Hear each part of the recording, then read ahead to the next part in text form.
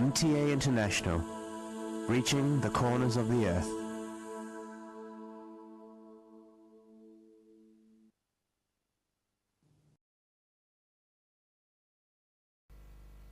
صلی علی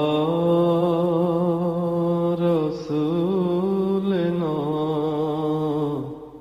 صلی علی محمد صلی علی نبینا صلی علی محمد صلی علی کریمنا صلی علی محمد صلی علی حبیبنا صلی علی محمد صلی علی امامنا صلی علی محمد صلی علی نبینا صلی علی محمد صلی علی رسولنا صلی علی محمد صلی علی شفیعنا صلی علی محمد صلی علی کریمنا صلی علی محمد صلی علی حبیبنا صلی علی محمد صلی علی امامنا صلی علی محمد صلی علی رحیمنا صلی علی محمد صلی علی نبینا صلی علی محمد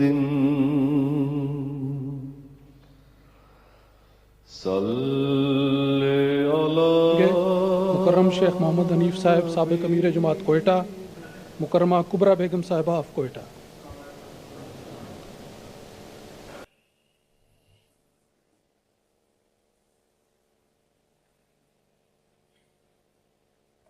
السلام علیکم ورحمۃ اللہ۔ اذان دے دیں۔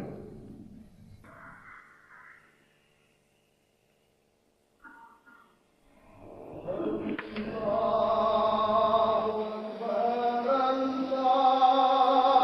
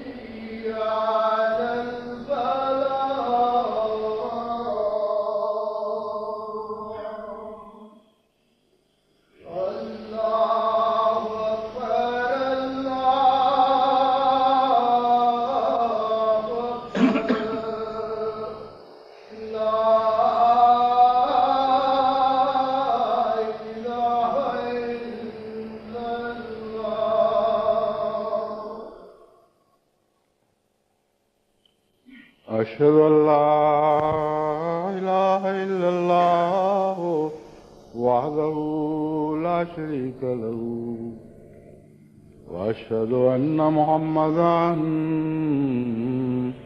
عبده ورسوله أما بعد فأعوذ بالله من الشيطان الرجيم بسم الله الرحمن الرحيم الحمد لله رب العالمين الرحمن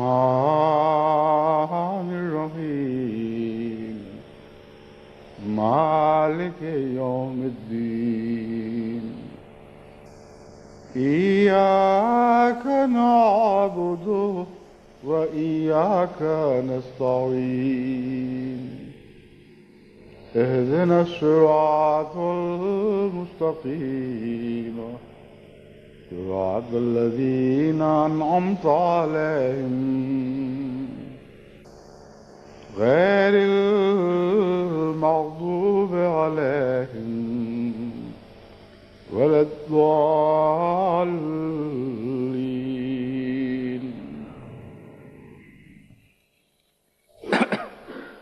کچھ دیر پہلے تک تو یہی خیال تھا کہ آج کسی اجتماع کا اعلان نہیں کرنا پڑے گا، لیکن جب میں جمعے پہ آ رہا تھا تو وہاں سے اطلاع ملی ہوئی ہے، بنگال سے اطلاع ملی ہے کہ مجلس انصار اللہ چٹاگانگ کا سالانہ اجتماع آج 10 دسمبر کو منعقد ہو رہا ہے، اور زعیم اعلیٰ نے خصوصی طور پر دعا میں یاد رکھنے کی درخواست کی ہے۔ حضرت اقدس مسیح موعود علیہ السلام کے دو اور حوالوں سے آج میں دو اور اقتباسات سے آج کے خطبے کا آغاز کرتا ہوں، جو ذکر الہی کے سلسلے میں ہی ہیں۔ آپ فرماتے ہیں، پیغمبر صلی اللہ علیہ وآلہ وسلم کہ اعمال خیر کی راہ چھوڑ کر اپنے طریقے ایجاد کرنا اور قرآن شریف کی بجائے اور وظائف اور کافیاں پڑھنا یا اعمال صالحہ کی بجائے قسم قسم کے ذکر اذکار نکال لینا، یہ لذت روح کے لیے نہیں ہے بلکہ لذت نفس کی خاطر ہے۔ لوگوں نے لذت نفس اور لذت روح میں فرق نہیں کیا اور دونوں کو ایک ہی چیز قرار دیا، حالانکہ وہ دو مختلف چیزیں ہیں۔ اگر لذت نفس یعنی نفسانی مزے جو ہر دنیاوی چیز سے انسان اٹھا سکتا ہے، اگر لذت نفس اور لذت روح ایک ہی چیز ہے تو میں پوچھتا ہوں کہ ایک بدکار عورت کے گانے سے بدمعاشوں کو زیادہ لذت آتی ہے، ایسا کیوں ہے؟ اگر یہ ایک ہی چیز کے دو نام ہیں تو بدکار عورت کے گانے پر نیک لوگوں کی بجائے بدمعاشوں کو کیوں زیادہ مزہ آتا ہے؟ کیا ان میں لذت روح اٹھانے کا زیادہ مادہ پایا جاتا ہے؟ بہت ہی عمدہ اور بڑی آخری ناطق دلیل آپ نے پیش فرمائی ہے۔ کیا وہ اس لذت نفس کی وجہ سے عارف باللہ اور کامل انسان مانے جائیں گے؟ ہرگز نہیں۔ جن لوگوں نے خلاف شرع اور خلاف پیغمبر صلی اللہ علیہ وسلم راہیں نکالی ہیں، ان کو یہی دھوکہ لگا ہے کہ وہ نفس اور روح کی لذت میں کوئی فرق نہیں کر سکتے، ورنہ وہ ان بہودگیوں میں روح کی لذت اور اطمینان نہ پاتے۔ ان میں نفس مطمئنہ نہیں ہے جو بلے شاہ کی کافیوں میں لذت کے جو یہاں ہیں۔ روح کی لذت قرآن شریف سے آتی ہے۔ الحکم جلد 6 نمبر 27 صفحہ 5، 31 جولائی 1904۔ پھر حضرت مسیح موعود علیہ السلام فرماتے ہیں، ہم جس خدا کو مانتے ہیں اس کی عبادت اور پرستش کے لیے نہ تو ان مشقتوں اور ریاضتوں کی ضرورت ہے اور نہ کسی مورتی کی حاجت ہے، اور ہمارے مذہب میں خدا تعالیٰ کو حاصل کرنے اور اس کی قدرت نمائیوں کے نظارے دیکھنے کے لیے ایسی تکالیف کے برداشت کرنے کی کچھ حاجت نہیں، بلکہ وہ اپنے سچے پریمی بھکتوں کو آسان طریق سے جو ہم نے خود تجربہ کر کے دیکھ لیا ہے بہت جلد ملتا ہے۔ انسان اگر اس کی طرف ایک قدم اٹھاتا ہے تو وہ دو قدم اٹھاتا ہے۔ انسان اگر تیز چلتا ہے تو وہ دوڑ کر اس کے ہردے میں پرکاش کرتا ہے۔ پھر جہاں تک بہترین وظیفہ کا تعلق ہے، اکثر لوگ اور زیادہ تر ان میں غیر احمدی دوست ہیں، وہ مجھے لکھتے ہیں کہ ہمیں کوئی مؤثر وظیفہ بتائیں، کوئی ایسا وظیفہ جو ہمارے سارے بگڑے کام بنا دے۔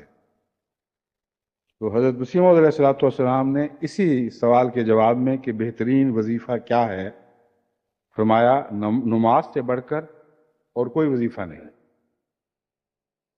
نماز سے بڑھ کر اور کوئی وظیفہ نہیں ہے، کیونکہ اس میں حمد الہی ہے، استغفار ہے اور درود شریف، تمام وظائف اور اوراد کا مجموعہ یہی نماز ہے، اور اس سے ہر قسم کے غم و ہم دور ہوتے ہیں اور مشکلات حل ہوتی ہیں۔ حضرت صلی اللہ علیہ وآلہ وسلم کو اگر ذرا بھی غم پہنچتا تو آپ نماز کے لیے کھڑے ہو جاتے، اور اسی لیے فرمایا ہے الا بذکر اللہ تطمئن القلوب، یعنی خبردار، اللہ ہی کے ذکر سے دل طمانینت پاتے ہیں۔ اطمینان اور سکینت قلب کے لیے نماز سے بڑھ کر اور کوئی ذریعہ نہیں۔ لوگوں نے قسم قسم کے ورد اور وظیفے اپنی طرف سے بنا کر لوگوں کو گمراہی میں ڈال رکھا ہے، اور ایک نئی شریعت حضرت صلی اللہ علیہ وسلم کی شریعت کے مقابلہ میں بنا دی ہوئی ہے۔ مجھ پر تو الزام لگایا جاتا ہے کہ میں نے نبوت کا دعویٰ کیا ہے، مگر میں دیکھتا ہوں اور حیرت سے دیکھتا ہوں کہ انہوں نے خود شریعت بنائی ہے اور نبی بنے ہوئے ہیں اور دنیا کو گمراہ کر رہے ہیں۔ ان وظائف اور اوراد میں، یعنی ورد کا جمع ہے اوراد، دنیا کو ایسا ڈالا ہے کہ وہ خدا تعالیٰ کی شریعت اور احکام کو ہی چھوڑ بیٹھے ہیں۔ بعض لوگ دیکھے جاتے ہیں کہ اپنے معمول اور اوراد میں ایسے منہمک ہوتے ہیں کہ نمازوں کا بھی لحاظ نہیں رکھتے۔ میں نے مولوی صاحب سے سنا ہے کہ بعض گدی نشین شاکت مت والوں کے منتر اپنے وظیفوں میں پڑھتے ہیں۔ مولوی صاحب سے مراد حضرت خلیفۃ المسیح اول حکیم مولوی نور الدین ہیں۔ جب حضرت مسیح موعود علیہ السلام محض مولوی صاحب کہتے ہیں تو سب سے زیادہ نمایاں طور پر آپ کا نام ذہن میں ابھرتا ہے اور وہی مراد ہوتے ہیں۔ میں نے مولوی صاحب سے سنا ہے کہ بعض گدی نشین شاکت مت والوں کے منتر اپنے وظیفوں میں پڑھتے ہیں۔ میرے نزدیک سب وظیفوں سے بہتر وظیفہ نماز ہی ہے۔ نماز ہی کو سنوار سنوار کر پڑھنا چاہیے اور سمجھ سمجھ کر پڑھو، اور مسنون دعاؤں کے بعد اپنے لیے اپنی زبان میں بھی دعائیں کرو۔ اس سے تمہیں اطمینان قلب حاصل ہوگا، اور سب مشکلات خدا تعالیٰ چاہے گا تو اسی سے حل ہو جائیں گی۔ نماز یاد الہی کا ذریعہ ہے، اس لیے فرمایا ہے اقم الصلاۃ علی ذکری، نماز کو میری یاد کے لیے قائم کرو۔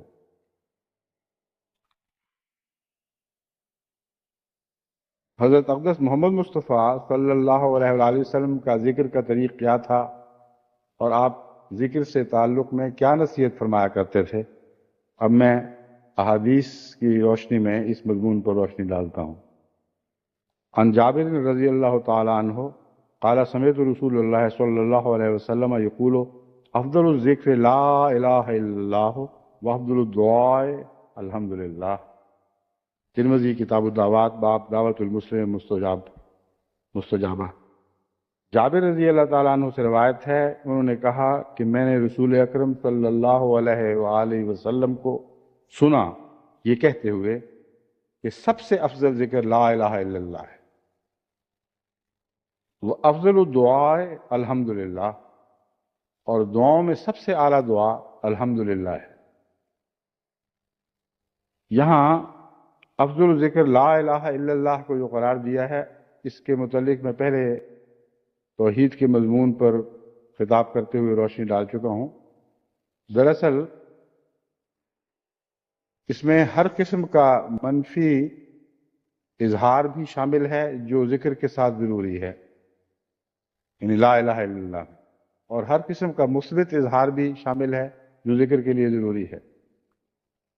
منفی ان معنوں میں کہ خدا کے سوا جتنے تعلقات ہیں ان سب کی نفی کر دی جائے، اور ہر قسم کے معبود کی نفی، لا الہ میں نفی جنس ہے اور بھی نفی کے سب مضامین شامل ہیں۔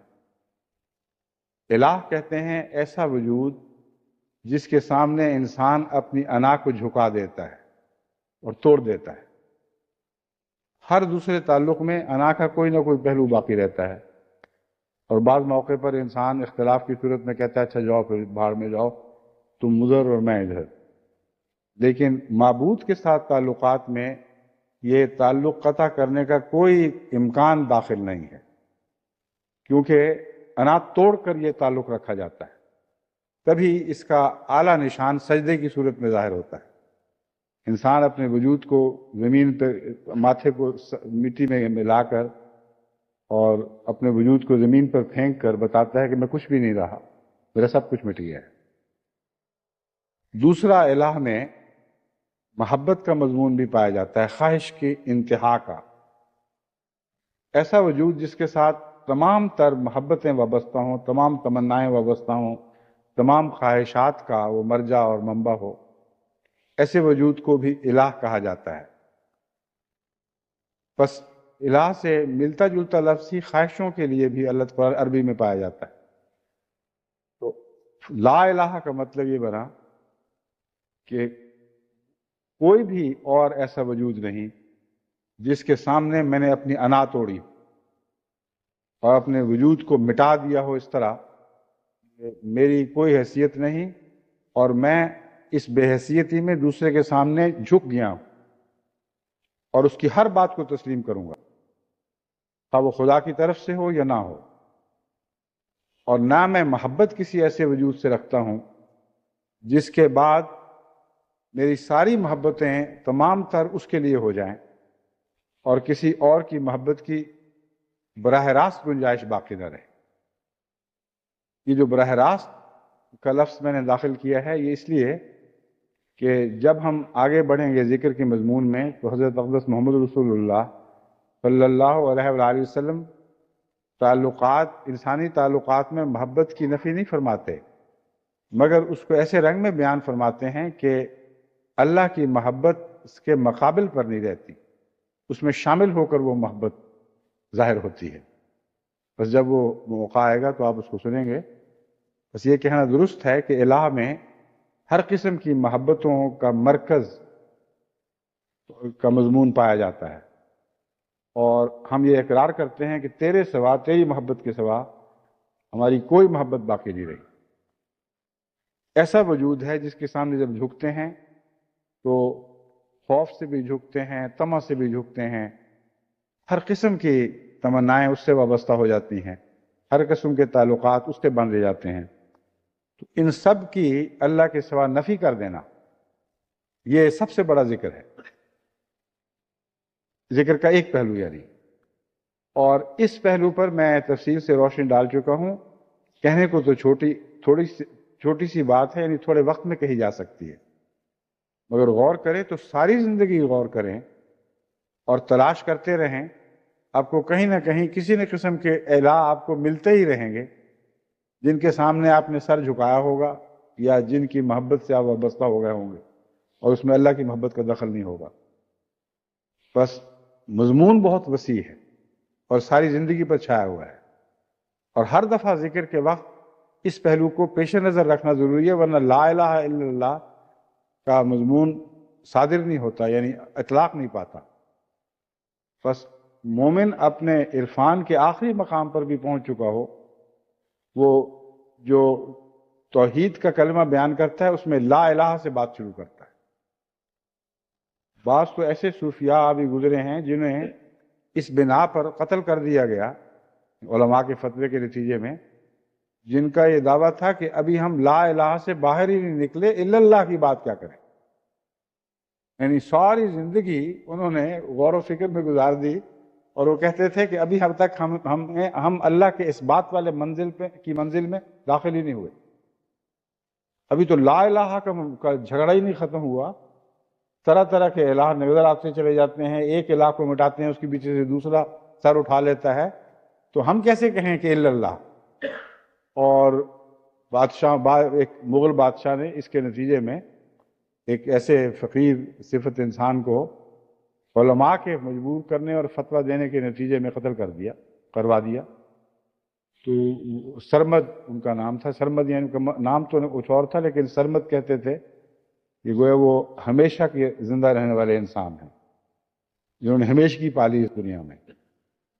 تو دیکھیے لا الہ کا مقام کیا ہے اور مرتبہ کتنا بڑا ہے ذکر میں، کہ بعض صوفیاء نے اپنی جانیں دے دیں اور اس مقام سے باہر ہی نہیں نکلے، اپنا وجود مٹا دیا، مگر اور کوئی معبود نہیں ہے یہ مضمون سمجھنے میں ابھی پوری دسترس ان کو حاصل نہیں ہوئی۔ الا اللہ جب کہتے ہیں تو لا الہ کے طبی نتیجہ یا تو یہ نکلتا ہے کہ سب دنیا خلا ہے، کچھ بھی نہیں، کوئی حقیقت نہیں، اور یا پھر یہ نکلتا ہے کہ اللہ کے سوا کچھ بھی اور نہیں ہے، جو بھی ہم دیکھتے ہیں اللہ کا جلوہ ہے، اللہ ہی کے تعلق سے پھر چیزیں نیا وجود پکڑتی ہیں، اور ان کے سوا وجود کی بھی کوئی حقیقت نہیں، نہ محبت ہے نہ نفرت ہے، کچھ بھی باقی نہیں۔ یہ ہے ذکر، اور جب اللہ کے ذکر میں داخل ہوتے ہیں تو اللہ ہے کیا، یہ سلسلہ شروع ہو جاتا ہے۔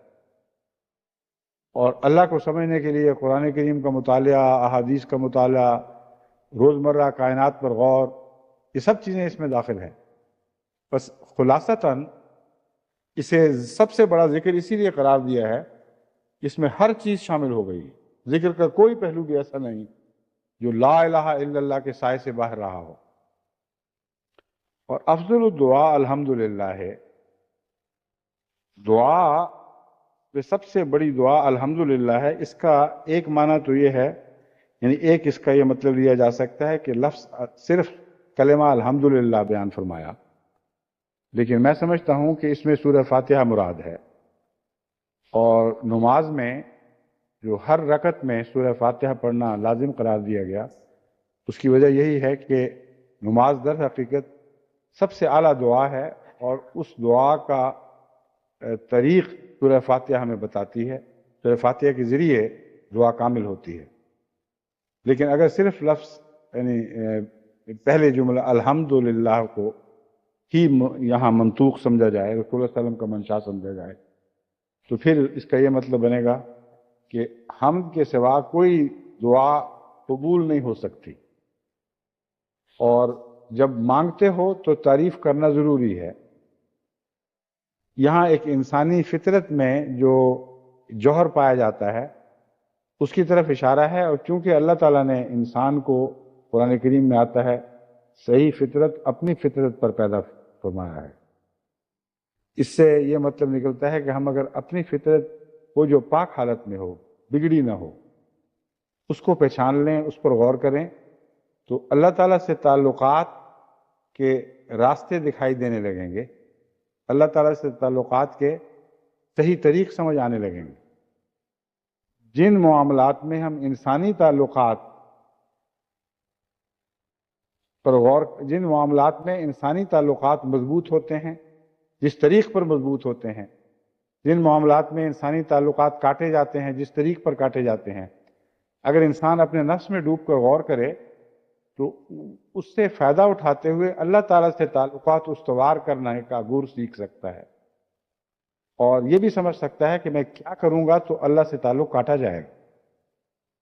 الحمدللہ کا مضمون تو ہر فقیر ہی نہیں بلکہ ہر شخص جانتا ہے، جس نے کسی سے کچھ طلب کرنا ہو اس کی تعریف کرتا ہے۔ ایک عاشق اپنے محبوب کے حسن کی تعریف کرتا ہے، حالانکہ محبوب جانتا ہے شاید اس سے بھی زیادہ اس کو اپنے حسن پر زوم ہو جو عاشق جانتا ہو، لیکن پھر بھی وہ تعریف کرتا ہے۔ ایک فقیر جس کے سامنے ہاتھ پھیلاتا ہے اس کی تعریف کرتا ہے۔ بس اگر دنیا کے تعلقات میں تعریف طلب کے ساتھ ایک لازمی تعلق رکھتی ہے، ایک اٹوٹ تعلق رکھتی ہے، تو اللہ سے طلب کرتے وقت حمد کو نہ بھولنا۔ الحمد ہی میں تمہاری دعاؤں کی قبولیت کا راز پایا جاتا ہے۔ یہ تو ہے ایک پہلا سطحی معنی، لیکن امر واقعہ یہ ہے کہ میرے نزدیک الحمدللہ میں محض یہ تعریف نہیں ہے جس کا ہم روزمرہ انسانی تعلقات میں ذکر کرتے ہیں، بلکہ ایک ایسی تعریف ہے جس کا انسانی تعلقات سے تعلق ہی نہیں ہے، سطحی طور پر یہ بات درست ہے جو میں نے عرض کی ہے، لیکن زیادہ گہرائی میں عارف باللہ کو اس کے پیچھے ایک اور بات دکھائی دیتی ہے، وہ یہ ہے کہ حمد حقیقت میں خدا ہی کی ہے اور کسی چیز کی نہیں ہے۔ ایک شخص جتنا فقیر ہو اتنا زیادہ دینے والے کو اس پر رحم آتا ہے، جتنا ننگا ہو، جتنا بے اختیار ہو، بھوکا ہو، کچھ بھی اس کے پاس نہ ہو، جتنی زیادہ بے بسی کی اور بے اختیاری کی حالت، جتنی زیادہ بے اختیاری اور بے بسی کی حالت پائی جاتی ہے اتنا ہی دیکھنے والے کو رحم آتا ہے۔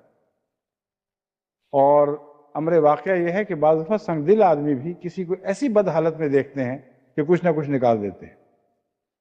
تو حمد الحمد بہترین دعا ہے کا جو معنی حقیقی میں سمجھتا ہوں وہ یہ ہے کہ اگر تم غور کرو تو تمہاری حمد ہے ہی کوئی نہیں، تو ہر چیز سے آ رہی، اللہ نے جو کچھ دے دیا تھوڑا بہت اسی پر ناز کرتے پھرتے ہو، تمہارا اپنا کچھ بھی نہیں ہے۔ اگر ان معنوں پر غور کرتے ہوئے دل کی گہری سچائی سے بے اختیار تمہارے دل سے چیخ اٹھے کہ اے اللہ مجھ میں کچھ بھی نہیں ہے، سارے جہان میں کوئی قابل تعریف بات نہیں مگر وہ جو تیری ذات سے اس کو عطا ہوئی اور جس میں تیری ذات جھلکتی ہے، بس الحمدللہ ہے تمام تر تعریف، کلیتاً کامل تعریف، ہر چیز تعریف سے تعلق رکھنے والی تیری ہے، ہماری کچھ بھی نہیں۔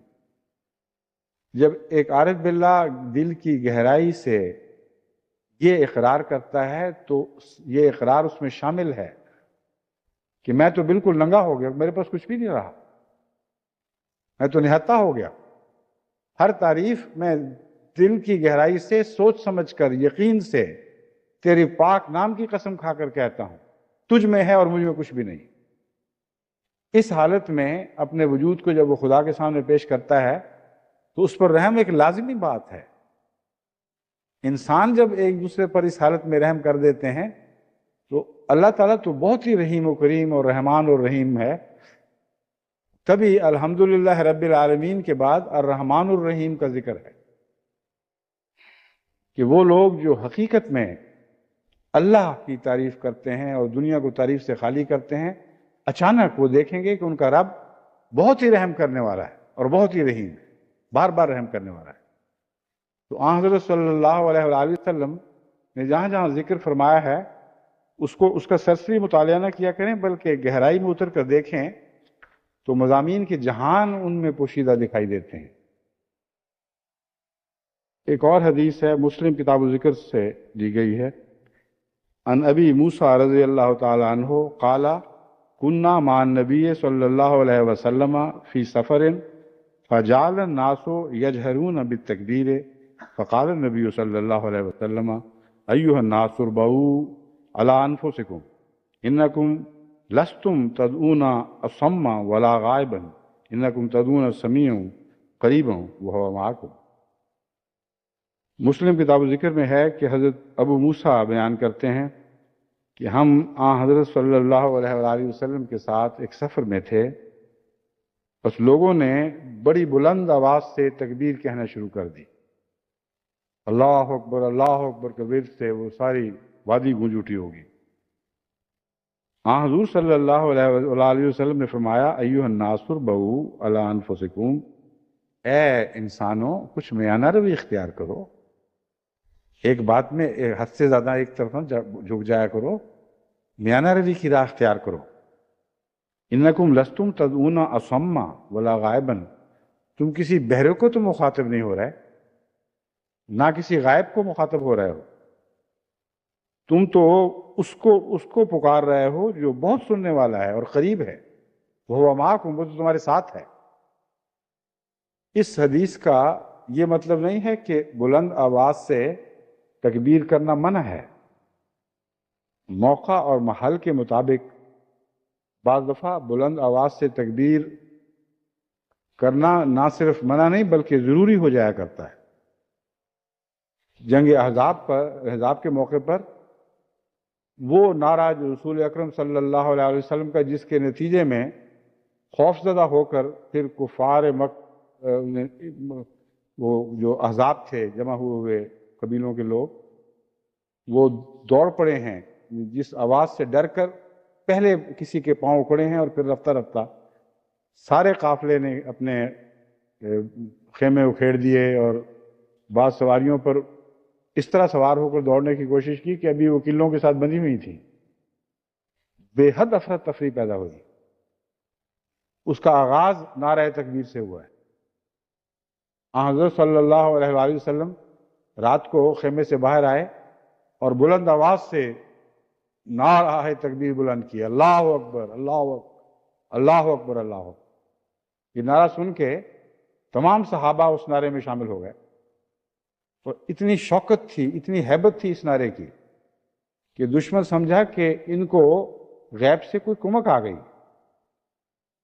وہ کمک تو اللہ کی طرف سے آئی تھی، خدا کی طرف سے بشارت ملی تھی، لیکن انہوں نے اپنی نادانی میں یہ سمجھا کہ دنیا جس سے وہ خوف کھاتے تھے، دنیا کی مدد ان کو پہنچی ہے، اور اس سے ان کے حوصلے ٹوٹ گئے۔ بس نعرہ تکبیر بلند کرنا صرف اس روایت سے نہیں، اور بھی بہت سی روایات سے ثابت ہے۔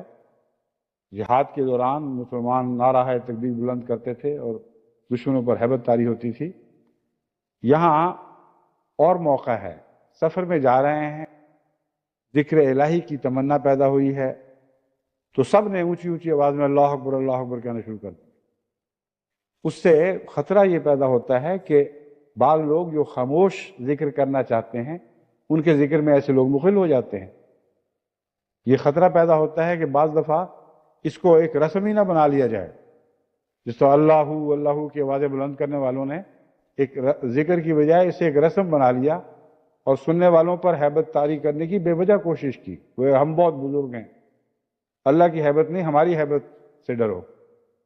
بس یہ ان رسومات کو قطع کرنے کے لیے، ان کا قلع کما کرنے کے لیے حضرت اقدس محمد رسول اللہ صلی اللہ علیہ وآلہ وسلم نے ان کو فرمایا کہ دیکھو تم کس کو مخاطب ہو رہے ہو؟ اللہ کو؟ وہ تو بہرا نہیں ہے، وہ دور بھی نہیں ہے۔ بہرے کو اونچی آواز میں سناتے ہیں، جو دور ہو اس کو اونچی آواز میں پکارتے ہیں، وہ تو نہ بہرا ہے نہ دور ہے، تمہارے ساتھ ہے۔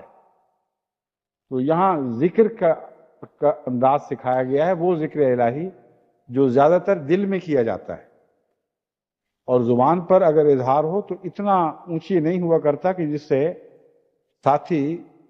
ساتھیوں کے ذکر میں خلل واقع ہو جائے، اور غالباً خلل ہی کا مضمون ہے، کیونکہ حضرت صلی اللہ علیہ وآلہ وسلم نے تہجد کے وقت بھی حضرت ابو بکر اور حضرت عمر رضی اللہ عنہما کو نصیحت کرتے ہوئے ایک کو فرمایا کہ تم ذرا اونچا پڑھو تھوڑا سا، تاکہ رات کا وقت ہے، مراد یہ تھی کہیں دل میں سوچتے سوچتے نیند ہی نہ آ جائے، کچھ ہلکا سا زبان پر بھی ذکر جاری ہو۔ اور جو اونچی آواز سے کر رہے تھے ان کو فرمایا اتنا اونچی نہ کرو، دھیما دھیما، ذرا تحمل سے تھوڑا تھوڑا پڑھو۔ تو ہر موقع اور محل کے مطابق حضرت اقدس رسول اکرم صلی اللہ علیہ وآلہ وسلم نصیحت فرمایا کرتے تھے۔ اس لیے ایک نصیحت کو موقع محل سے ہٹا کر اس سے نئے استنباط کرنا جائز نہیں ہے۔ جو نسبتاً کم علم لوگ ہوں وہ چھوٹی بات پر زیادہ اچھل جاتے ہیں، اور علماء کو میں نے دیکھا ہے حدیث کا ایک پہلو پکڑ لیا، اسی پر شور مچاتے چلے جاتے ہیں، سوچتے نہیں کہ وہ ایک موقع سے تعلق رکھنے والی حدیث ہے، ایک اور موقع سے تعلق رکھنے والی ویسی حدیث اور معنی رکھتی ہے۔ بس حضرت صلی اللہ علیہ وآلہ وسلم کے کلام میں نتیجہ نکالنے میں جلدی نہیں کرنی چاہیے۔ کسی نے یہ حدیث پڑھ لی اور فرض کریں کسی مجلس میں بیٹھا ہوا نعرہ تکبیر بلند ہو رہے ہیں، اٹھ کے کھڑا ہو گیا کہ آپ تو رسول اللہ علیہ وسلم کے حکم کی خلاف ورزی کر رہے ہیں۔ تو اکثر چھوٹے دل لوگ چھوٹے سے علم پر اچھل جاتے ہیں اور بے وجہ اٹھ کر اعتراضات شروع کر دیتے ہیں۔ اس لیے میں آپ کو سمجھا رہا ہوں کہ حضور کے کلام کو نہ صرف گہرائی میں جا کر اس کا معنی تلاش کرنے کی کوشش کریں، بلکہ اس کے گرد و پیش پر بھی نظر ڈالا کریں۔ کون سا موقع تھا، کیا محل تھا جس میں وہ بات فرمائی گئی، اور اس کے مطابق پھر نتیجہ اخذ کیا کریں۔ حضرت ابو ہریرہ رضی اللہ تعالیٰ عنہ سے روایت ہے، مسلم کتاب الزکوٰۃ، باب فضل و اخفاء صدقت، باب فضل اخفاء صدقت. عن ابی ہریرہ رضی اللہ تعالی عنہ قال قال رسول اللہ صلی اللہ علیہ وسلم سبت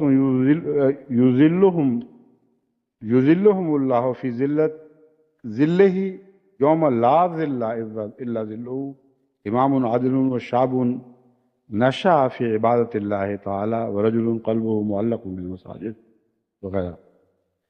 یعنی حضرت ابو ہریرہ رضی اللہ تعالیٰ عنہ سے روایت ہے کہ حضرت صلی اللہ علیہ وآلہ وسلم نے فرمایا 7 ایسے انسان ہیں جن پر ایک ایسے دن خدا کا سایہ ہوگا جس دن خدا کے سائے کے سوا اور کوئی سایہ نہیں. مالک یوم الدین کا نقشہ کھینچا گیا ہے جبکہ سب ملکیتیں خدا کی طرف لوٹ جائیں گی. کوئی مجازی سایہ بھی میسر نہیں ہوگا سوائے خدا کے سائے کے. فرمایا 7 ایسے انسان ہیں جن کو وہ سایہ نصیب ہوگا جن پر خدا کی رحمت سایہ فگن ہوگی. امام عادل، امام ہو اور عادل ہو، عدل کرنے والا. یہاں یہ نہیں فرمایا کہ ایسا امام ہو جو شریعت کے مطابق حکومت کرے. حکومت کا خلاصہ یہ ہے کہ عدل ہو، اور وہی امام خدا کے سائے فضل کے سائے تلے ہوگا جو عدل سے حکومت کرے. پھر فرمایا وَشَابٌ نَشَأَ فِي عِبَادَةِ اللَّهِ تعالی، اور وہ جوان جو جوانی ہی میں راتوں کو اٹھ کر خدا کی عبادت کرنے والا ہو. وَرَجُلٌ قَلْبُهُ مُعَلَّقٌ بِالْمَسَاجِدِ، اور ایسا شخص جس کا دل مسجدوں میں اٹکا رہے. ایک نماز کے بعد دوسری، دوسرے کے بعد تیسری، چوتھی، پانچویں، اور پھر دوبارہ یہی سلسلہ شروع. ہر روز ہر وقت نماز کی طرف دھیان رہے کہ اب کون سی نماز آنے والی ہے، اب کون سی آنے والی ہے، اور بار بار مسجدوں کے پھیرے لگانے والا ہو. فرمایا ایسا شخص بھی قیامت کے دن خدا تعالیٰ کے سائے تلے ہوگا. وَرَجُلَانِ تَحَابَّا فِي اللَّهِ اجْتَمَعَا عَلَيْهِ وَتَفَرَّقَا عَلَيْهِ، اور 2 ایسے شخص جو اللہ کی وجہ سے ایک دوسرے سے محبت کرتے ہیں. یعنی لا الہ والا وہی مضمون جس کی طرف میں نے اشارہ کیا تھا. ساری محبتیں مٹ گئی ہیں مگر اللہ کی محبت کے نتیجے میں جو محبتیں پیدا ہوتی ہیں وہ نہیں مٹیں، وہ زیادہ قوت کے ساتھ جلوہ گر ہوتی ہیں. 2 ایسے جوان مرد جو محض اللہ کے لیے محبت کرتے ہوں، اسی محبت میں وہ ایک دوسرے سے ملیں اور اسی محبت میں ایک دوسرے سے جدا ہوں. وَرَجُلٌ ذَاتْهُ امْرَأَةٌ ذَاتُ مَنْصِبٍ وَجَمَالٍ فَقَالَ إِنِّي أَخَافُ اللَّهَ، اور وہ شخص جسے ایک صاحب منصب، صاحب عزت اور صاحب جمال عورت اپنی طرف بلائے اور وہ اسے کہے کہ انی اخاف اللہ، کہ میں اللہ سے ڈرتا ہوں. یہاں حضرت یوسف علیہ السلام کی طرف اشارہ ہے اور اس مضمون میں جو بھی داخل ہیں ان سب کی طرف. وَرَجُلٌ تَصَدَّقَ بِصَدَقَةٍ فَأَخْفَاهَا حَتَّى لَا تَعْلَمَ شِمَالُهُ مَا تُنْفِقُ يَمِينُهُ، ایسا شخص جو اس طرح صدقہ دے کہ اسے چھپا لے دنیا کی نظر سے، یہاں تک کہ اس کے بائیں ہاتھ کو پتہ نہ ہو کہ دائیں ہاتھ نے کیا دیا ہے.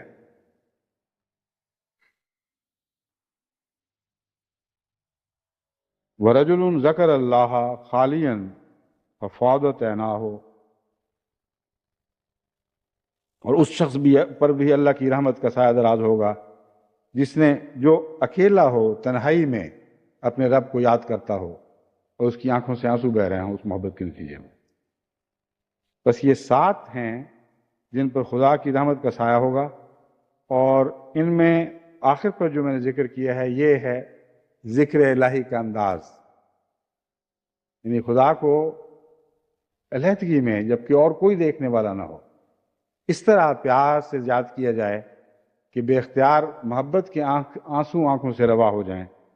اور ایسے ذکر کرنے والے کے متعلق حضرت صلی اللہ علیہ وآلہ وسلم نے خوشخبری دی ہے کہ یقیناً قیامت کے دن جب اور کوئی رحمت کوئی سایہ میسر نہیں ہوگا، اللہ کی رحمت کا سایہ ایسے شخص پر دراز ہوگا.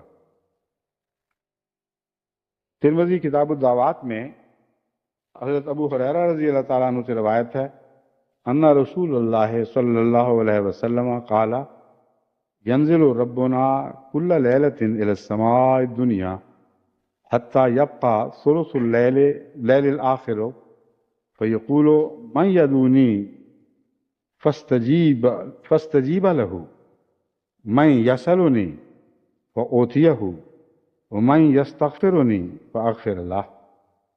ترمذی کتاب الدعوات. حضرت ابو ہریرہ سے روایت ہے کہ حضرت رسول اکرم صلی اللہ علیہ وسلم نے فرمایا ہمارا رب رات کو سمائے دنیا کی طرف اس وقت اترتا ہے حتیٰ یبقى ثلث اللیل الآخر ہو کہ رات کا آخری تہائی ابھی باقی ہوتا ہے، یعنی وہ وقت جو تہجد کا وقت ہے. اس سے تہجد کے وقت کی تعیین بھی ہو گئی کہ پوری رات میں کو اگر 3 حصوں میں تقسیم کر دیں تو آخری تیسرا حصہ جو ہے وہی دراصل معروف اور مستحب تہجد کا وقت ہے. فرمایا اللہ تعالیٰ ایسی صورت میں ہمارا رب نازل ہوتا ہے اور یہ کہتا ہے من یدعونی فاستجیب لہ،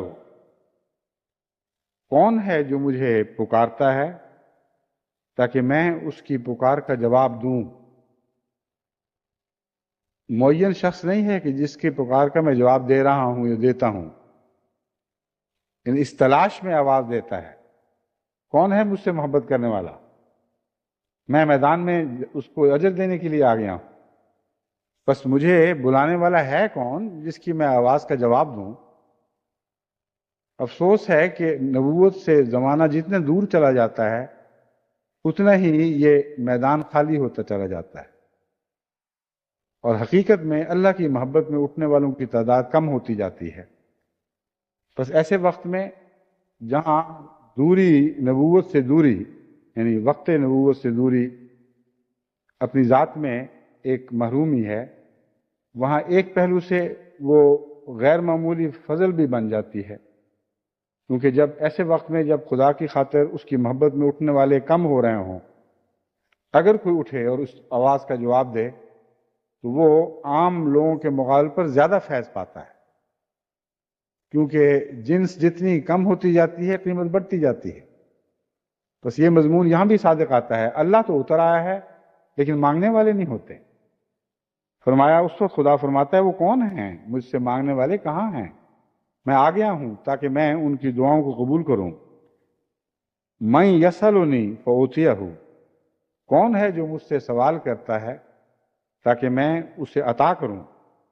ومن یستغفرنی فاغفر لہ، کون ہے جو مجھ سے بخشش طلب کر رہا ہے تاکہ میں اس کی بخشش کو قبول کروں، اس کی استغفار کو قبول کروں اور اسے بخش دوں.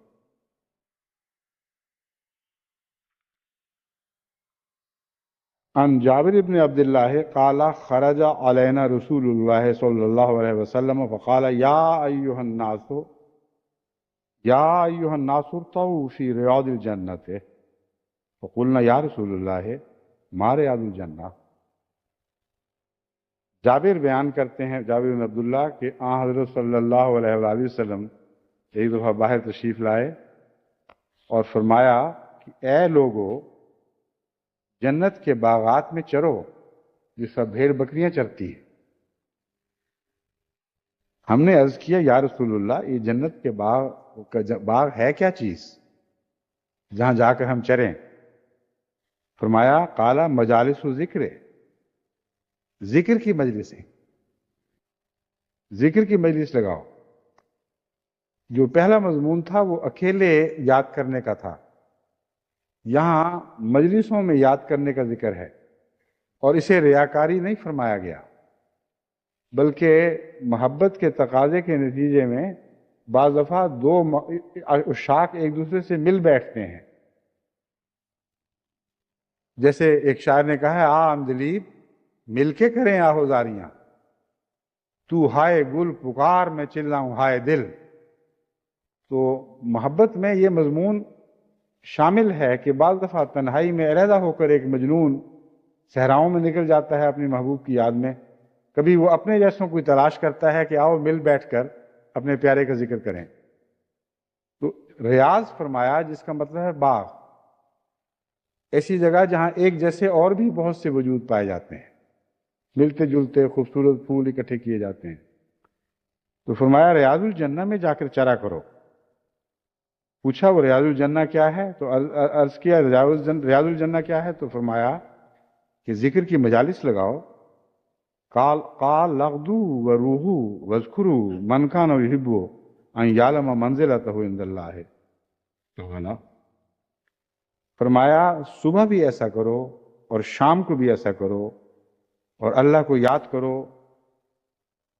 اور اللہ کو ہر وہ شخص یاد کرے من کان یحب ان یعلم منزلتہ عند اللہ تعالی، اگر وہ یہ چاہتا ہے کہ اپنے مقام کو خدا کے حضور معلوم کرے کہ وہ ہے کیا۔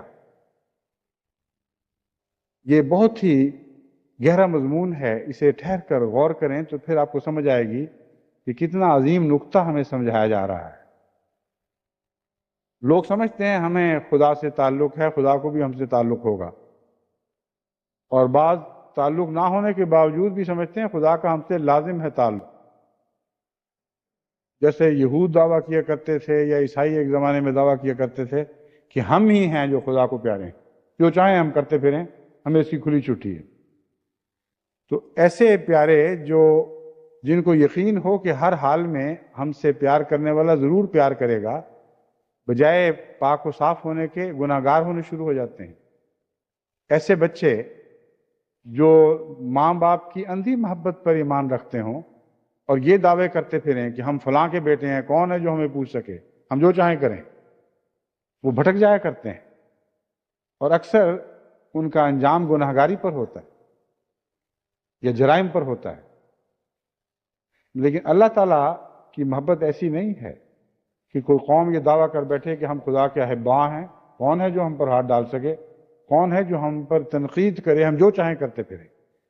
حضرت صلی اللہ علیہ وآلہ وسلم ہمیں سمجھا رہے ہیں کہ اللہ سے تعلق ایسے نہیں ہوا کرتے، تم خدا کا ذکر کیا کرو، اور پھر اس ذکر کے نتیجے میں تمہیں معلوم ہو جائے گا کہ تمہارا اللہ سے کیا تعلق ہے، اللہ کو تم کیسے پیارے ہو۔ یہ مضمون بہت گہرا ہے، قرآن کریم کی اس آیت کی طرف اشارہ ہے، فَاذْكُرُونِي أَذْكُرْكُمْ، کہ اے میرے بندو میرا ذکر کیا کرو، میں اس کے جواب میں تمہارا ذکر کروں گا۔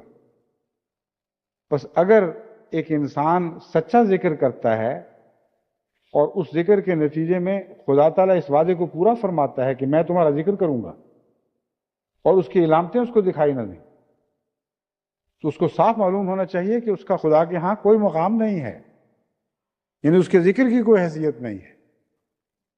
بس اپنے ذکر کی حیثیت پہچاننے کے لیے حضرت صلی اللہ علیہ وآلہ وسلم نے کیسا معرفت کا نقطہ ہمارے سامنے رکھا کہ اس آیت کریمہ کی روشنی میں اگر تم اپنا مقام، اپنا مرتبہ خدا کے حضور معلوم کرنا چاہتے ہو، تمہاری منزل خدا کے حضور ہے کیا، تو ذکر کرو اور پھر اس کا جواب تمہیں ضرور ملے گا۔ یہ بات اس میں حذف ہے، شامل ہے، مگر جیسا کہ میں نے آیت کریمہ بیان کی ہے، حضرت صلی اللہ علیہ وآلہ وسلم کی کوئی بھی نصیحت بغیر اللہ تعالیٰ کے کسی فرمان کے اپنی ذات میں آپ کے وجود سے نہیں پھوٹا کرتی تھی۔ ہر نصیحت کا منبع اللہ تعالیٰ کا کوئی الہام، کوئی وحی ہوا کرتے تھا، اور احادیث کو اگر آپ قرآن کریم میں تلاش کریں تو ہر حدیث کی جڑ آپ کو قرآن کریم میں ملے گی۔ بس اس پہلو سے اس آیت کریمہ سے ملا کر میں اس حدیث کا یہ مطلب سمجھتا ہوں کہ تم اگر سچا ذکر کرنے والے ہو، اگر سچا عشق ہے، تو یہ ہو نہیں سکتا کہ خدا تمہارا ذکر نہ کرے۔ جب ایک پیارے کا ذکر کرتے ہو تو پیارا تمہارا ذکر کرتا ہے، اگر اس کو قبول کر لے، اگر وہ قبول نہ کرے تو اس کی کوڑی کی بھی پرواہ نہیں کرتا۔ مائیں کہتی ہیں ہمارے بچے نے ہمیں اس طرح یاد کیا، اس لیے کہ ان کو پیار ہوتا ہے، اور کوئی بے حیا اگر ان کے ذکر کرتا ہے تو وہ اس کے ذکر سے شرماتی ہیں بجائے اس کے اس کا ذکر کریں۔ بس خدا تعالیٰ کہ حضور اپنے ذکر کا مقام معلوم کرنا ہو، یہ مراد ہے، تو ذکر کر کے دیکھو، اگر خدا کا جواب ملے گا، ویسے ہی سلوک اللہ تم سے فرمائے گا، تو یقین کرنا کہ پھر تم صحیح رستے پر چل رہے ہو اور تمہارا ذکر سچا تھا۔ فَلْيَنْظُرْ كَيْفَ مَنْزِلَةُ اللَّهِ تَعَالَى عِنْدَهُ فَإِنَّ اللَّهَ تَعَالَى يُنْزِلُ الْعَبْدَ مِنْهُ حَيْثُ أَنزَلَهُ مِنْ نَفْسِهِ، اور یقین کرو کہ اللہ تعالیٰ اپنے بندے کو وہی مقام اپنے پاس عطا فرماتا ہے جیسا خدا کا مقام اس بندے کے ہاں ہے۔ تم نے جو سچی عزت اللہ کی فرمائی ہے، اللہ کی ہے، جو سچا مقام اس کو اپنے دل میں دیا ہے، ویسا ہی مقام تمہارا خدا کے حضور بنتا چلا جائے گا۔ پھر حضرت ابی زرین کی روایت ہے، انہ قال لہ رسول اللہ صلی اللہ علیہ وسلم، کہ حضرت صلی اللہ علیہ وآلہ وسلم نے ابی رزین کو مخاطب کرتے ہوئے فرمایا، الا ادلک علی ملاک ھذا الامر الذی تصیب بہ خیر الدنیا والآخرہ، کہ اے ابی رزین، کیا میں تجھے وہ بنیاد نہ بتاؤں جس پر اس امر کا انحصار ہے کہ تو دنیا میں بھی خیر پا جائے اور آخرت میں بھی خیر پا جائے۔ ملیک کہتے ہیں وہ چیز جس پر کسی کی بنا ہو، تو فرمایا میں تمہیں اس بات کی بنا نہ بتا دوں، بنیاد جس پر یہ بات منحصر ہے، جس بنیاد پر کہ تجھے دنیا میں بھی خیر پہنچے اور آخرت میں بھی خیر پہنچے۔ اس کا سوال اٹھانے کے بعد جواب کا انتظار کیے بغیر حضرت صلی اللہ علیہ وآلہ وسلم نے پھر وہ بنیاد بیان فرمانی شروع کی، بنیاد کی وضاحت فرمانی شروع کی۔ فرمایا، علیک بمجالس اہل ذکر، تجھ پر فرض ہے کہ وہ مجلسیں جو اللہ کے ذکر کے لیے لگائی جاتی ہوں وہاں ضرور پہنچا کر، ان مجالس سے تعلق رکھ، ان سے وابستہ رہ۔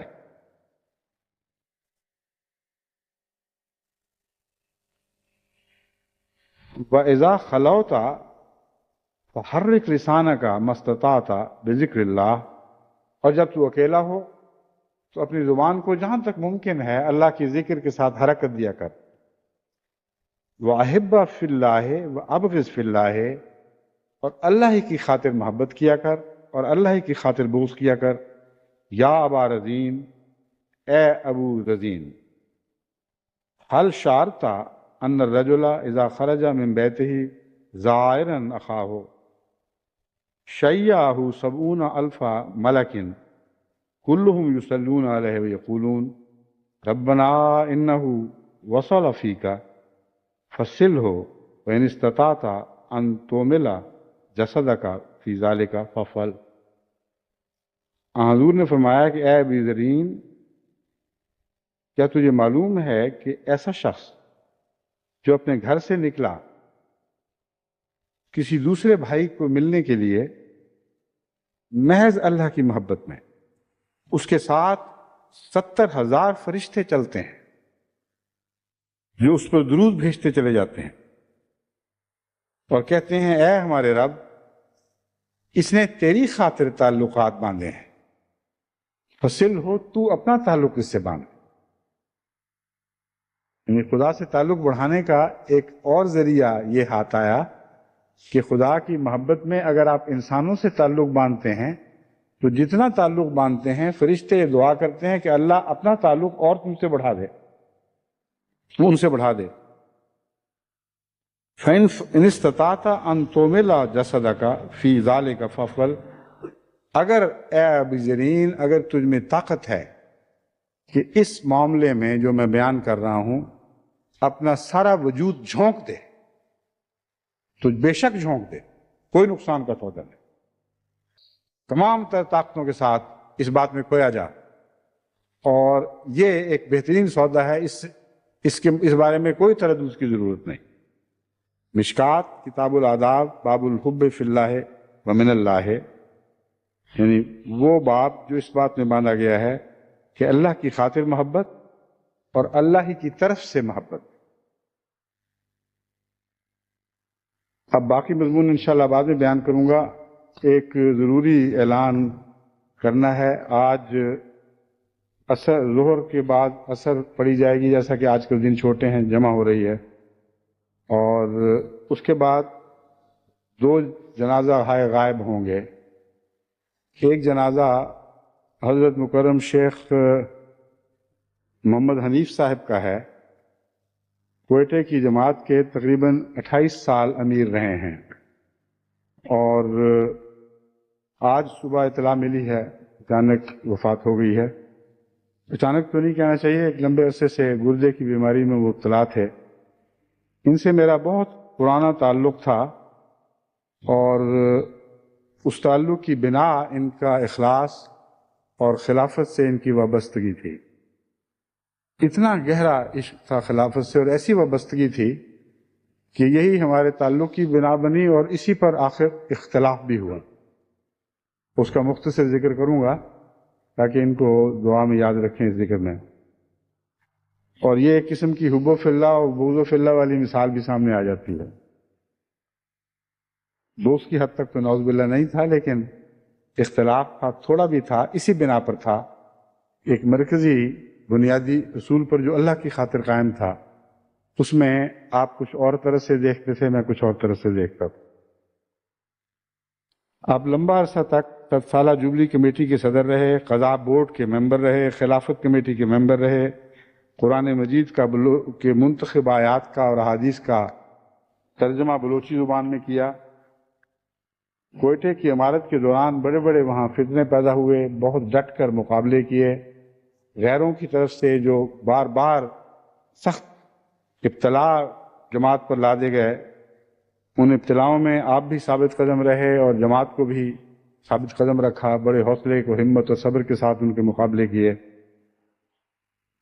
خلافت کے ساتھ جو آپ کا گہرا تعلق تھا، اس کی میں مثال دیتا ہوں کہ پہلے کی بات ہے، حضرت خلیفۃ المسیح ثالث کے زمانے میں ہمیشہ ہمارے گھر ٹھہرتے تھے، آ کے جب بھی آتے تھے، بہت ہی محبت اور پیار کا تعلق تھا۔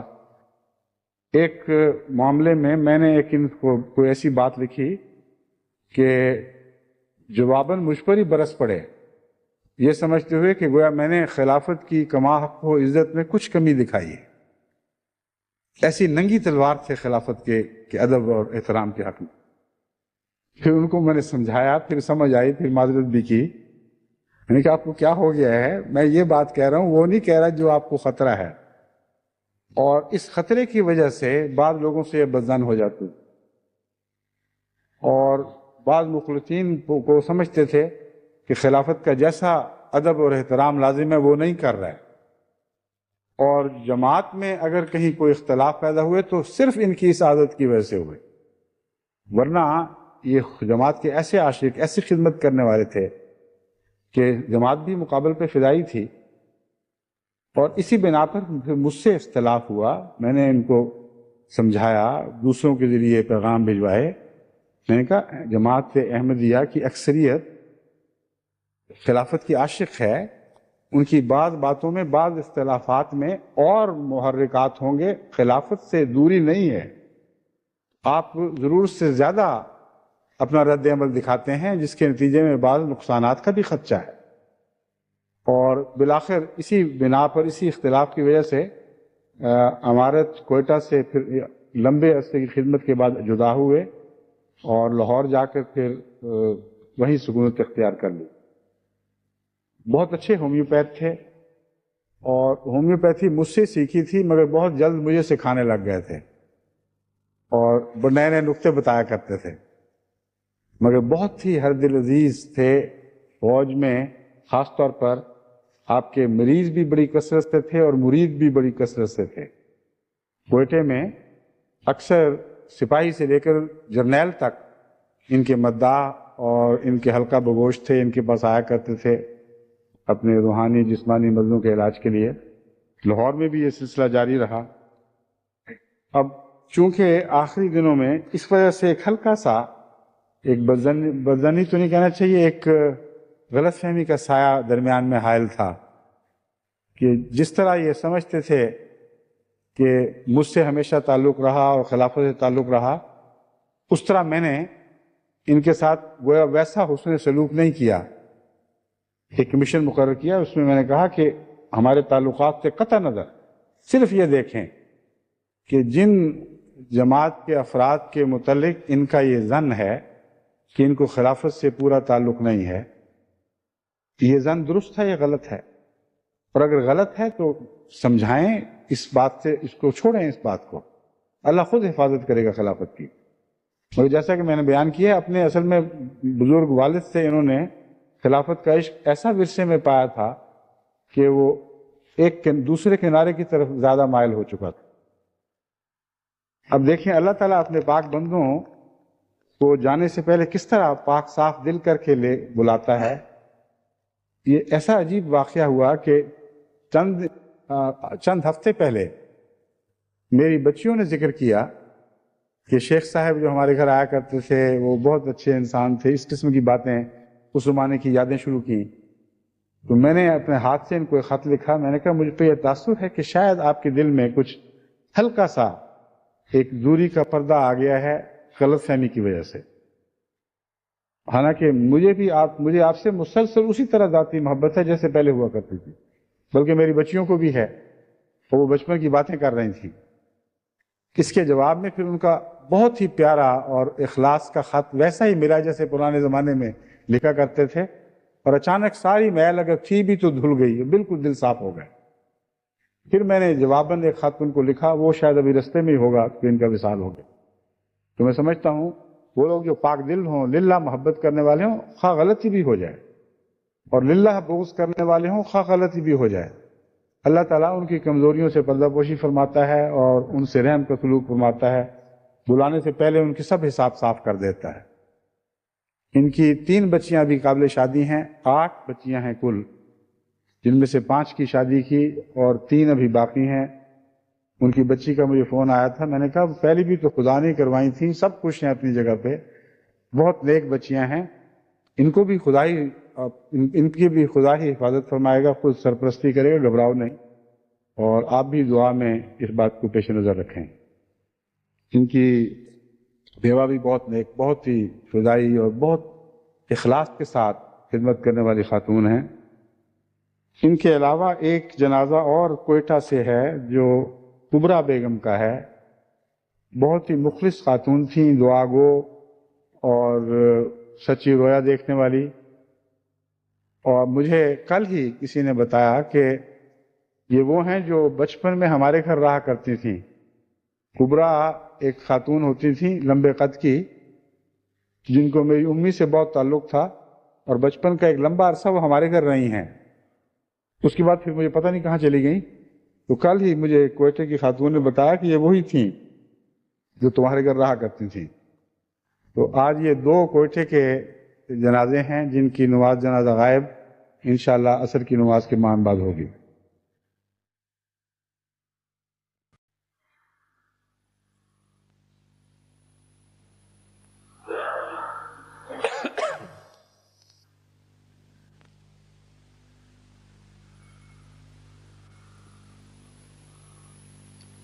الحمد للہ نحمده ونستعینه ونستغفره ونؤمن به ونتوکل علیہ ونعوذ باللہ من شرور انفسنا ومن سیئات اعمالنا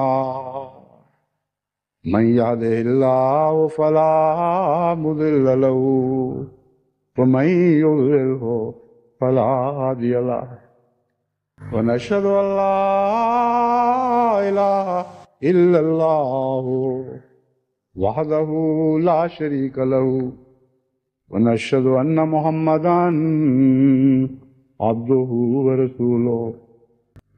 عباد الله رحمكم الله ان اللہ یامر بالعدل والإحسان وإیتاء ذی القربى وینہی عن الفحشاء والمنکر والبغی یعظکم لعلکم تذکرون اذکروا اللہ یذکرکم وادعوہ یستجب لکم ولذکر اللہ اکبر.